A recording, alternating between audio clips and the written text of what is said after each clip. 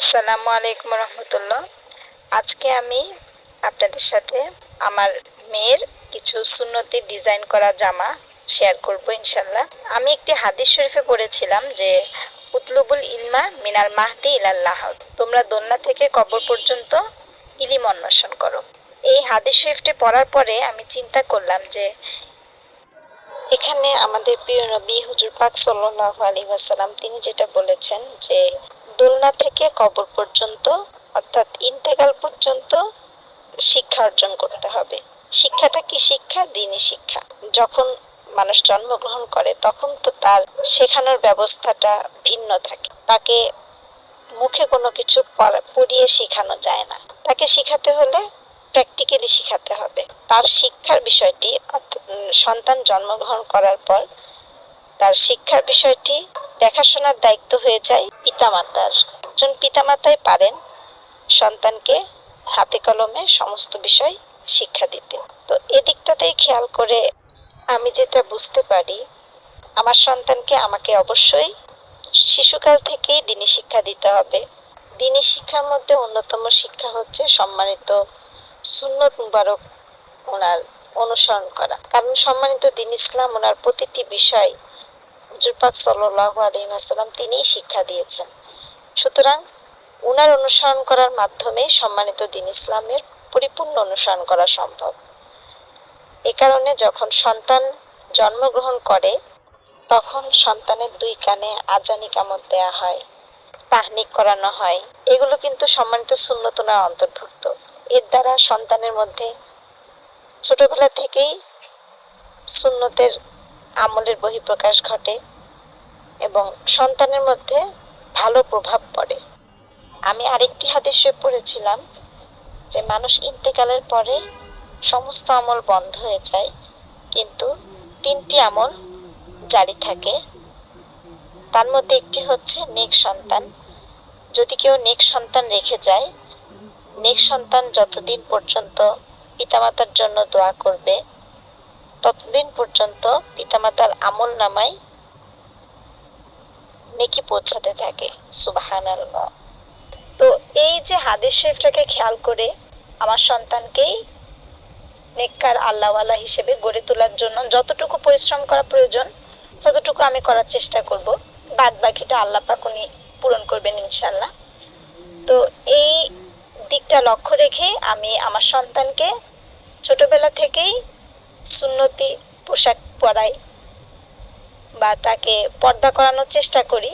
তো এখানে যদিও আমার সন্তানের উপর পর্দা ফরজ হয়নি, একটা সন্তান যখন বালেগা হয় তখন তার উপর পর্দা ফরজ হয়। একটা সন্তান সে ছোট অবস্থায় কেমন থাকে সেটা একটা মিসাল দিলে বুঝতে পারবেন।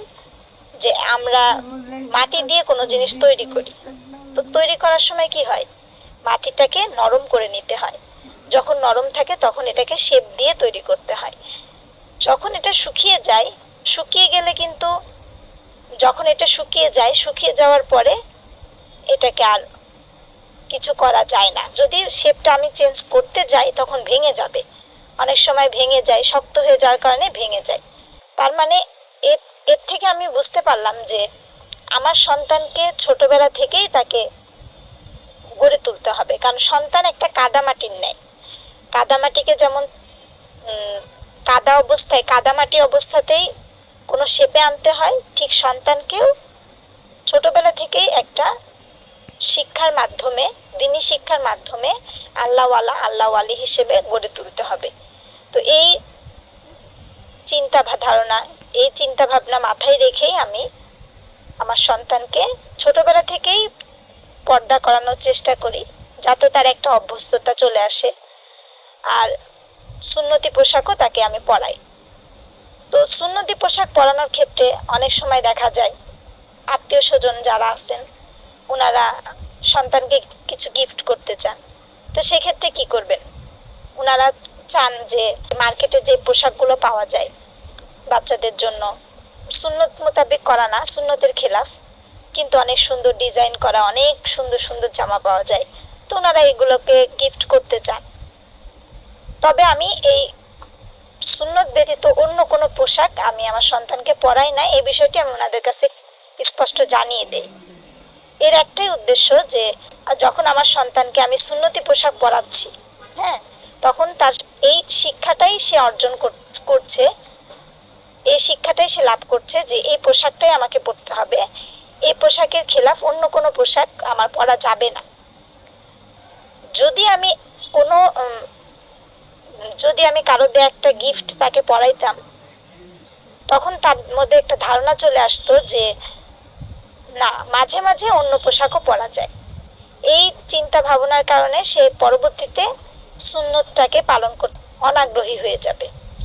এই কারণে আমি কখনোই কারো থেকে পোশাক নেই নাই। যদি কেউ দিতে চান, আমি বলেছি যে আপনি যদি চান তাহলে আমাকে কাপড় কিনে দিতে পারেন, আমি সেটা দিয়ে সুন্দর করে জামা বানিয়ে নিতে পারবো। তো এই যে আমি ভিডিওতে দেখাচ্ছি এই পোশাকগুলো আমি ওকে বানিয়ে দিয়েছিলাম। তো এরকম আরও কিছু পোশাক বানিয়েছি। তো এই পোশাকগুলো পরানোর কারণে কি হয়েছে, তার যে একটা বাচ্চার তো শখ থাকে যে আমি অনেক সুন্দর সুন্দর জামা পরবো। তো দোকানে বা মার্কেটে যে জামাগুলো পাওয়া যায় সেগুলো যখন দেখবে তখন সে ওইটা পরার জন্য আগ্রহী হবে। কিন্তু আমি যদি তাকে একটা সুন্দর জামা পরাই, তখন সে বুঝবে না আমার জামাটাও তো সুন্দর, তখন সে বুঝবে যে সুন্নতের মধ্যেও তো সৌন্দর্য আছে, তা আমি কেন সুন্নতের খেলাফ কাজ করব? সুন্নতের খেলাফ কাজ করলে, সুন্নতের খেলাফ মানেই বিদাত। এই বিদাত যখন আমি পালন করব তখন কি ফজিলত থেকেও বঞ্চিত হব, আবার আমি যে আল্লাহ পাক ওনার রসুল সাল্লাল্লাহু আলাইহি ওয়াসাল্লাম ওনার উম্মত, এই উম্মতের যেই নিদর্শন সেই নিদর্শনও আমার মাঝে থাকবে না। অর্থাৎ আমি উম্মত থেকে বাহ্যিক দৃষ্টিতেই উম্মত থেকে খারিজ হয়ে গেলাম, নাউজুবিল্লাহ। তো এই ক্ষেত্রে তাকে আমার বোঝানোর সুবিধা হয়েছে বা তাকে শিক্ষাতে আমার সুবিধা হয়েছে। আমি তাকে সহজেই শিক্ষা দিতে পেরেছি যে এটাই আমাদের মুসলমানদের পোশাক, তোমাকে এই পোশাকই পরতে হবে। প্র্যাকটিক্যালি যখন আমি তাকে এটা বুঝালাম, তখন কিন্তু সে এই পোশাকে অভ্যস্ত হয়ে যায়। এখন সে আর বিদাতি পোশাক পরতে চায় না। তো দেখেন আমরা কত সুন্দর করে এই জামাগুলোকে সাজিয়েছি। তো আপনারাও চাইলে আপনাদের সন্তানকে এভাবে সুন্দর সুন্দর করে ডিজাইন করে সুন্নতি জামা পরাতে পারেন। পিতামাতা যারা রয়েছেন তাদের প্রত্যেকেরই দায়িত্ব সন্তানকে আল্লাহওয়ালি হিসেবে গড়ে তোলা। আল্লাহ পাক ওনার রসুল সাল্লাল্লাহু আলাইহি ওয়াসাল্লাম ওনার অনুসরণ করানোর চেষ্টা করা। তো এক্ষেত্রেও আমি একটা হাদিস শরীফ পড়েছিলাম, যে হাদিস শরীফটা এরকম ছিল যে প্রত্যেক রক্ষক তার রক্ষিত বিষয় সম্পর্কে জিজ্ঞাসিত হবে। এটা পড়ার পর থেকে আমার মনের মধ্যে একটা ভয় চলে আসে যে একটা সন্তান সে কিন্তু আল্লাহ পাক ওনার পক্ষ থেকে পিতামাতার কাছে একটা নিয়ামত স্বরূপ, যদিও নিয়ামত, কিন্তু পিতামাতাকে জবাবদিহি করতে হবে সন্তান কিভাবে গড়ে উঠেছে এ বিষয় নিয়ে। সন্তানের গড়ে ওঠার বিষয় নিয়ে পিতামাতাকে কিন্তু অবশ্যই জবাবদিহি করতে হবে। একটা সন্তান যেমন সদকায়ে জারিয়া হবে, ঠিক সন্তানের কারণে পিতামাতাকে জবাবদিহিও করতে হবে। যদি সন্তান নেককার হয় তখন তো সন্তান সদকায়ে জারিয়া হিসেবে পিতামাতার জন্য দোয়া করবে। আর যদি আল্লাহ পাক না করেন, কোনো সন্তান যদি সঠিক পথে পরিচালিত না হয়, এর জন্য পরকালে পিতামাতাকেই ধরা হবে, পিতামাতাকেই জবাবদিহি করতে হবে। এ কারণে আমাদের প্রত্যেকের দায়িত্ব, আল্লাহ পাক আমাদের যাদেরকে মুসলমান হিসেবে কবুল করেছেন, আমাদের প্রত্যেকের দায়িত্ব যে আমাদের সন্তানদেরকে দ্বীন ইসলাম ওনার প্রতিটি বিধান পালনে সহযোগিতা করা, তাদেরকে হাতে কলমে শিক্ষা দেয়া। মুখে বলে কখনোই সম্ভব না, সব বিষয়ে সন্তানকে মুখে বলে শেখানো যায় না। সন্তানকে এমন কিছু বিষয় রয়েছে যেগুলো তাদেরকে প্র্যাকটিক্যালি করে আমাদের দেখাতে হবে।